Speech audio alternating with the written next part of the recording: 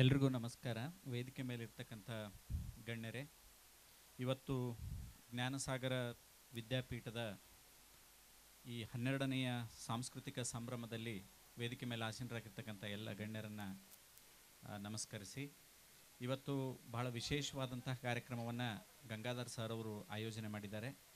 Gangadhar sir ಅವರು ಬಹಳ ದೂರದೃಷ್ಟಿಕೋನ ಉಳ್ತಕ್ಕಂತಹ ವ್ಯಕ್ತಿತ್ವ ಹೊಂದಿದಂಥವ್ರು.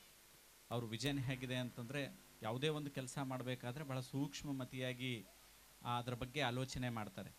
ಮತ್ತು ಅವ್ರ ಸಂಸ್ಥೆಗೂ ಕೂಡ ಅವರ ದೂರದೃಷ್ಟಿಕೋನ ಎಷ್ಟರ ಮಟ್ಟಿಗಿದೆ ಅಂತಂದರೆ, ಅವರ ಸಂಸ್ಥೆಗೂ ಕೂಡ ಜ್ಞಾನಸಾಗರ ಅಂತ ಇಟ್ಟಿದ್ದಾರೆ. ಜ್ಞಾನದ ಸಾಗರವನ್ನೇ ಇಲ್ಲಿ ಹರಿಸಿದ್ದಾರೆ. ಅದಕ್ಕೆ ಮೂಲ ಉದಾಹರಣೆ ಅಂದರೆ, ಅದಕ್ಕೆ ಇಲ್ಲಿರ್ತಕ್ಕಂಥ ಮಕ್ಕಳ ಪ್ರತಿಭೆ. 4ನೇ ತರಗತಿ 5ನೇ ತರಗತಿಯಲ್ಲಿ ಓದ್ತಿರ್ತಕ್ಕಂಥ ಮಕ್ಕಳು ಎಷ್ಟು ಫ್ಲೂಯೆನ್ಸ್ ಆಗಿ ಇಂಗ್ಲೀಷನ್ನು ಅದೇ ನಾವು 5ನೇ ತರಗತಿ ಇದ್ದಾಗ ನಮಗೆ ABCD ಬರ್ತಿದ್ದಿಲ್ಲ. ಆದರೆ ಇಲ್ಲಿ 3ನೇ ಮತ್ತು 4ನೇ 5ನೇ ತರಗತಿ ವಿದ್ಯಾರ್ಥಿಗಳು ಎಷ್ಟು ನಿರರ್ಗಳವಾಗಿ ಇಂಗ್ಲೀಷ್ ಭಾಷೆಯನ್ನು ತಮ್ಮ ಮುಂದೆ ಪ್ರಸ್ತುತಪಡಿಸಿದ್ರು ಅನ್ನೋದಕ್ಕೆ ಇದೇ ಒಂದು ದೊಡ್ಡ ಸಾಕ್ಷಿ. ಅದರ ಜೊತೆಗೇ ಇಲ್ಲಿ ಮುಖ್ಯವಾಗಿ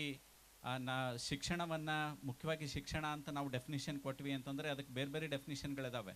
ಆದರೆ ಮುಖ್ಯವಾಗಿ ಶಿಕ್ಷಣ ಅಂತ ನಾವು ಯಾವುದಕ್ಕೆ ಕರಿತೀವಿ ಅಂದರೆ, ಶಿಸ್ತು ಮತ್ತು ಸಂಸ್ಕಾರ. ಸರ್ ಅವ್ರು ಹೇಳ್ದಂಗೆ, ಯಾರಲ್ಲಿ ಶಿಸ್ತು ಮತ್ತು ಸಂಸ್ಕಾರವನ್ನು ಬೆಳೆಸ್ತೇವೆ ಅದೇ ಒಂದು ಉತ್ತಮವಾದಂತಹ ಶಿಕ್ಷಣ ಅಂಥೇಳಿ ನಾವು ಬಹಳ ಸೂಕ್ಷ್ಮವಾಗಿ ಅಬ್ಸರ್ವ್ ಮಾಡಿರ್ಬೇಕು. ಎಲ್ಲ ಗಣ್ಯರು ನಾವು ಅಲ್ಲಿ ವೇದಿಕೆಗೆ ಆಗಮಿಸ್ತಿರುವಂತಹ ಸಂದರ್ಭದಲ್ಲಿ ಎಲ್ಲರೂ ಅಬ್ಸರ್ವ್ ಮಾಡಿರಬೇಕು. ಆ ಮಕ್ಕಳು ನಮ್ಮ ತಲೆ ಮೇಲೆ ಹೂವು ಹಾಕಲಿಲ್ಲ, ನಮ್ಮ ಪಾದಕ್ಕೆ ಹೂವು ಹಾಕಿದ್ರು. ಅಂದರೆ ಶಿಕ್ಷಣ ಹಿಂದೆ ಗುರುಕುಲ ಪದ್ಧತಿ ಶಿಕ್ಷಣದಲ್ಲೂ ಅದೇ ಇತ್ತು. ಗುರುವಿನ ಪಾದದಡಿಗೆ ಕುಂತು ಮಕ್ಕಳು ವಿದ್ಯಾಭ್ಯಾಸ ಮಾಡ್ತಾಯಿದ್ರು.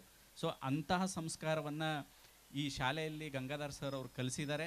ಅದರ ಜೊತೆಗೆ ಮತ್ತು ಯಾವುದೇ ಶಿಕ್ಷಣ ಸಂಸ್ಥೆಯ ವಾರ್ಷಿಕೋತ್ಸವದಲ್ಲಿ ನೀವು ಅಬ್ಸರ್ವ್ ಮಾಡಿರಬೇಕು, ಮತ್ತು ನಿಮ್ಮ ಸಂಬಂಧಿಕರು ಅಥವಾ ಬೇರೆ ಬೇರೆ ಯಾರಾದರೂ ಮಕ್ಕಳ ಶಾಲೆಯಲ್ಲಿ ಓದ್ತಿದ್ರೆ ನೀವು ಅಬ್ಸರ್ವ್ ಮಾಡಿರಬೇಕು. ವೇದಿಕೆ ಮೇಲೆ ಆ ಸಂಸ್ಥೆಯ ಸಂಸ್ಥಾಪಕರು ಅಂದರೆ ಅವ್ರ ತಾಯಿಯವರು ಯಾವ ವೇದಿಕೆ ಮೇಲೂ ಕಾಣೋದಿಲ್ಲ. ಆದರೆ ವಿಶೇಷವಾಗಿ ಇಲ್ಲಿ ಅವ್ರ ತಾಯರನ್ನು ವೇದಿಕೆ ಮೇಲೆ ಕೂಡಿಸಿದ್ದಾರೆ. ಅವ್ರ ಧರ್ಮಪತ್ನಿಯವರನ್ನು ವೇದಿಕೆ ಮೇಲೆ ಕೂಡಿಸ್ಬೋದಿತ್ತು ಅವರು, ಆದರೆ ಅವ್ರ ತಾಯರನ್ನು ವೇದಿಕೆ ಮಾಡಿ ಕೂಡಿಸಿದ್ದಾರೆ. ಅವ್ರ ಮೂಲ ಉದ್ದೇಶ ಅಂದರೆ ಮನೆಯ ಮೊದಲ ಪಾಠಶಾಲೆ, ತಾಯಿಯೇ ಮೊದಲ ಗುರು ಅಂತ ಅವರು ತಿಳ್ಕೊಂಡಿದ್ದಕ್ಕಾಗಿ ಇವತ್ತು ಅವ್ರ ತಾಯಿಯವರು ವೇದಿಕೆ ಮೇಲೆ ಕುಂತಿದ್ದಾರೆ. ಅಂದರೆ ಎರಡು ಶಿಸ್ತು ಮತ್ತು ಸಂಸ್ಕಾರ ಗಂಗಾಧರ್ ಸರ್ ಅವರಲ್ಲಿ ಇದೆ ಅಂತಲೇ ಅದು ಮಕ್ಕಳಲ್ಲಿ ಬಿತ್ತುತ್ತಾ ಇದ್ದಾರೆ. ಸೊ ಹಾಗಾಗಿ ಇಂಥ ಒಂದು ಉತ್ತಮವಾದಂತಹ ಶಿಕ್ಷಣ ಸಂಸ್ಥೆಯಲ್ಲಿ ಕಲಿತಾ ಇರ್ತಕ್ಕಂಥ ನಿಮ್ಮ ಮಕ್ಕಳು ಪುಣ್ಯವಂತರು ಅಂತ ನಾನು ಭಾವಿಸಿ ನನ್ನ ಮಾತು ಮುಗಿಸ್ತೇನೆ. ನಮಸ್ಕಾರ.